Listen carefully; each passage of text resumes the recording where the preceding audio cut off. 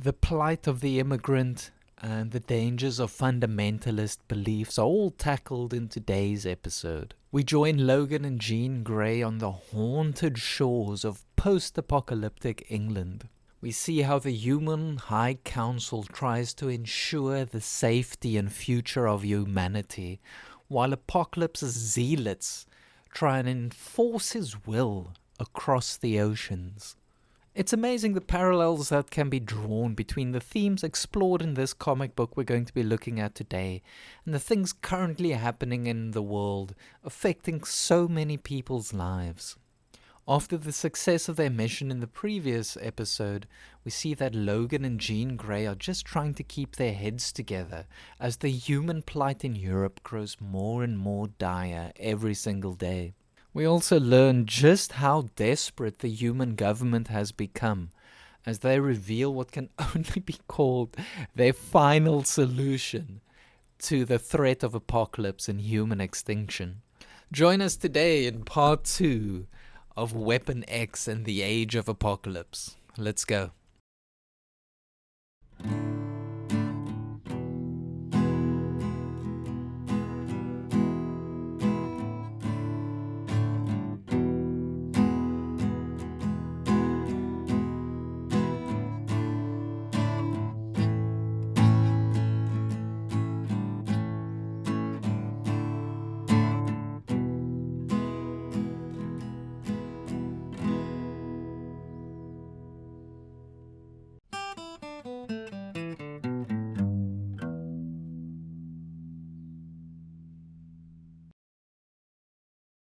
We get a wild cover here for a wild issue. We see some more new ads this month in our Ads Watch segment. We get a now defunct snack chip, Rings, that just disappeared from the racks. And here we have a slice of history with the advert for the new Star Wars enhanced version, Videos.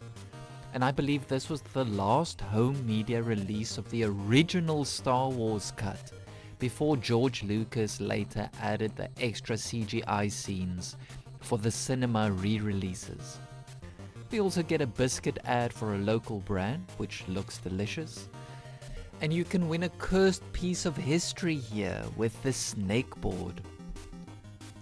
Finally, we get an ad for a local news agent advertising special Hallmark birthday cards. Let's have a read.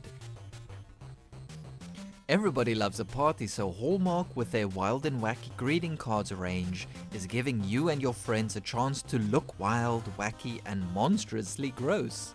You might even scare your parents away. What to do and how to win.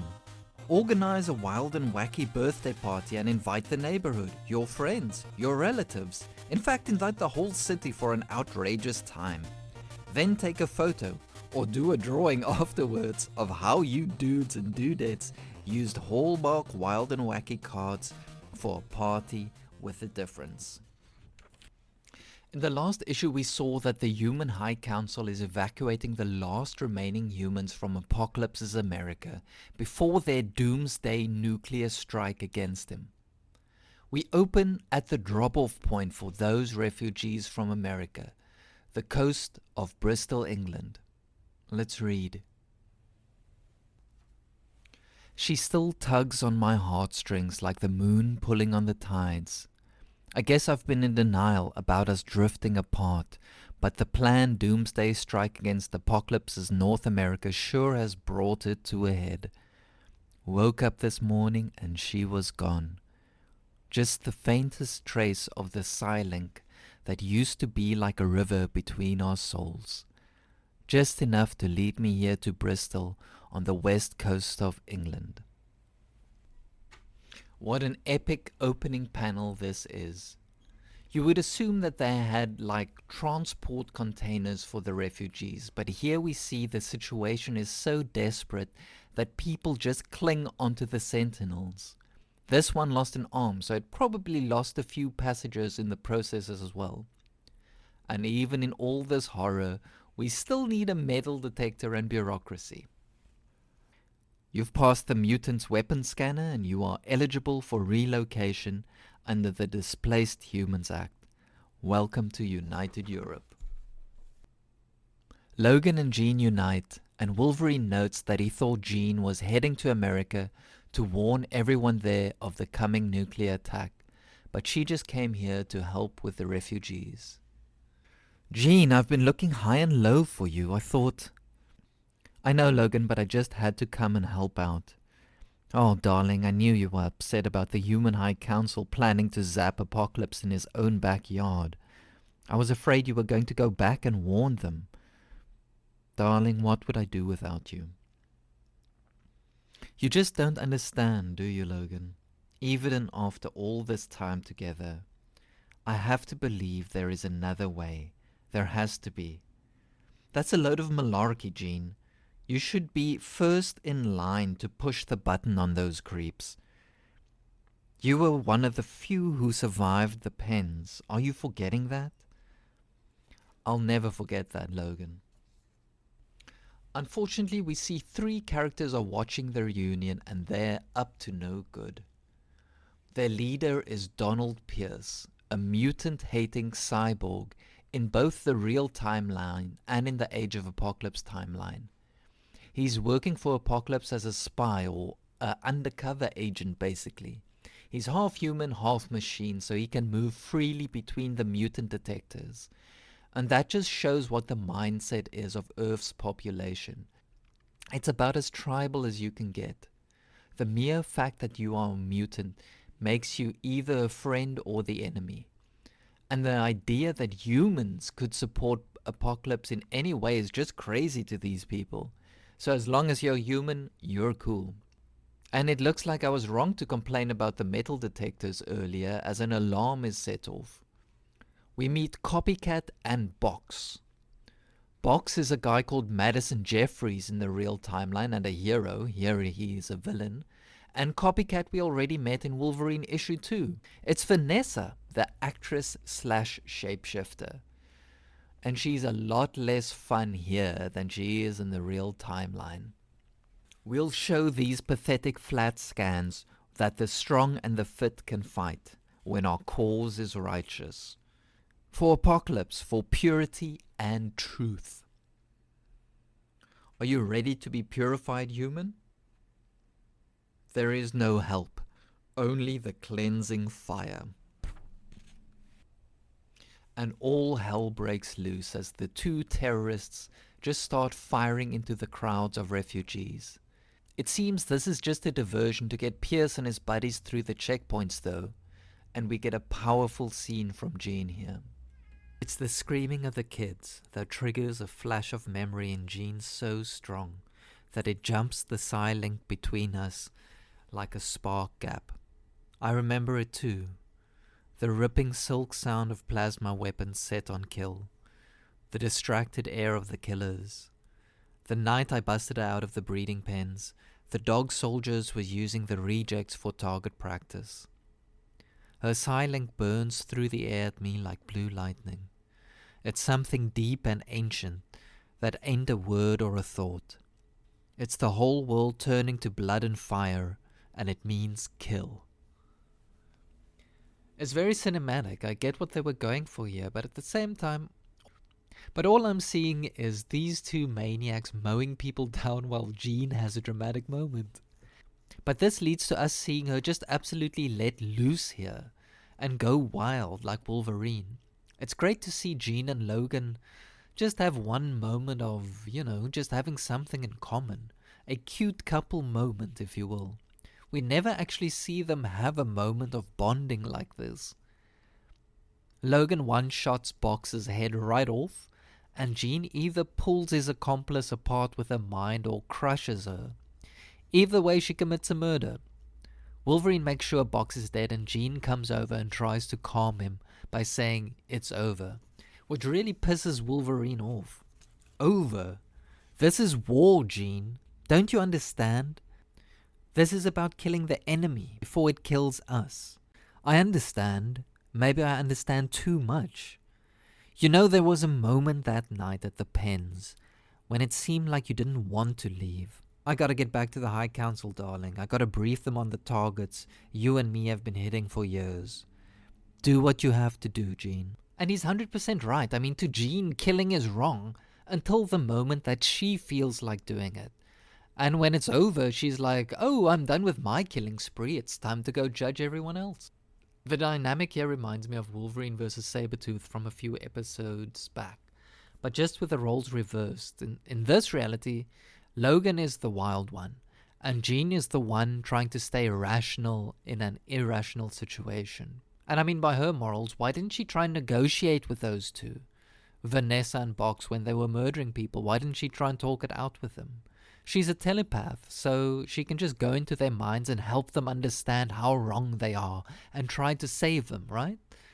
I mean, it's just like Professor X was trying to do with Sabretooth through therapy, when Wolverine was the one who has seen just how much of a demon he could be, like, what are you trying to save here? We cut to Logan in one of the human High Council airships. The High Council. They must get that name because they like high places. Logan is met by a member of the High Council who we are kind of familiar with, Lady Mariko or Lady Deathstrike from the real timeline. One of Logan's first loves, but not in this reality.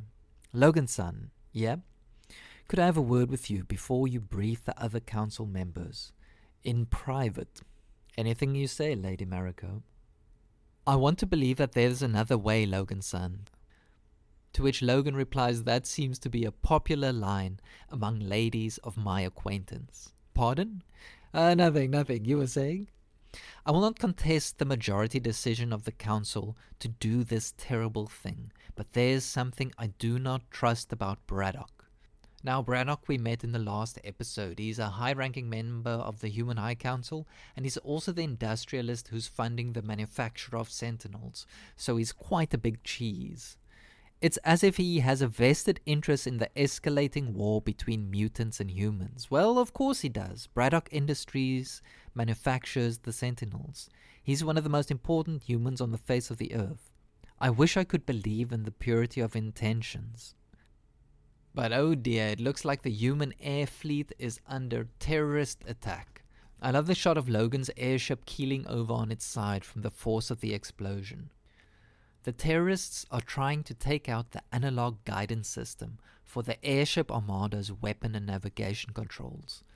Mariko sums it up for us. That system is irreplaceable. Without it, our weapons are worthless. And the villains reveal themselves. It's David Pierce, who we met in line in Bristol. We also learn about the existence of a different class of people in this reality called altered humans. They're humans with biomechanical alterations to make them a bit more useful to Apocalypse, so he lets them live, which is very pragmatic of him. And here things get wild, baby. Logan decides to save the day by just leaping from airship to airship. I gotta be losing it to try this stunt. Oh, I figure the updraft from the fire will slow me down some. If I burn too long, the old mutant healing factor might not be able to keep up with the damage. A smart move. Should have thought of that before jumping. We meet the three villains from earlier, now fully revealed in all their monstrous glory. These two are still alive, Pierce. Should I pop their little heads off? Leave them to me, Clegg. I want the killing rush for myself. So these guys are just straight up murderers. They hear something overhead, and it's none other than Weapon X dropping in as usual to save the day. And Pierce has no chill here. Oh my goodness. It's that diminutive renegade mutant, Weapon Extra Short. Come to savage my kneecaps, have you, turncoat? You're dead meat, Pierce.